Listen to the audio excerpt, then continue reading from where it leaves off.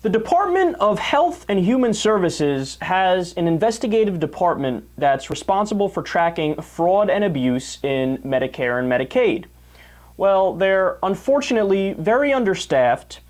In fact, they're understaffed to the point where they had to ignore 1,200 possible cases of fraud that required investigation.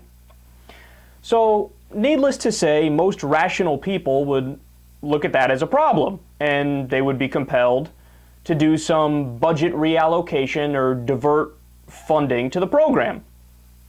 But our government decided to do the exact opposite. Due to federal budget cuts, the department is set to lose over 400 more staffers, which, by the way, is over 20% of its anti-fraud workforce in the coming year. Now, this is the devastating twist in the story that shows you the incredible level of stupidity in the United States government. Recently released government figures show that the Justice Department recovered almost $15 billion in Medicare fraud money over the last 4 years, likely contributing to the program's improving solvency. So do you get what this means? The more the government funds this department, the anti-fraud department, the more money they get back, because this department cracks down on fraud and abuse. So in reality, it runs a net surplus and it saves the government money. So why would you not fund it nonstop? In fact, I would go above and beyond what you're supposed to fund it, because it gives you returns. It gives you returns.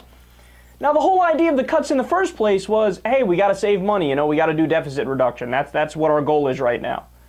Okay, so fund away, fund more. But they didn't do it.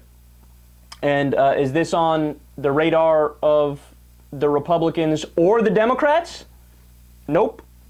In fact, with the sequester and the federal budget cuts, we've gone through the list of the programs that were devastated by it. And there are some programs that really make you think, are you serious? We're cutting that. Cancer clinics, some cancer clinics had to shut down because they didn't have the funding to stay open.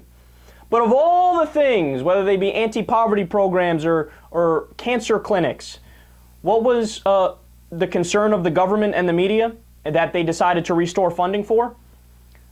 Flight delays. Why? Because the flight delays affected them.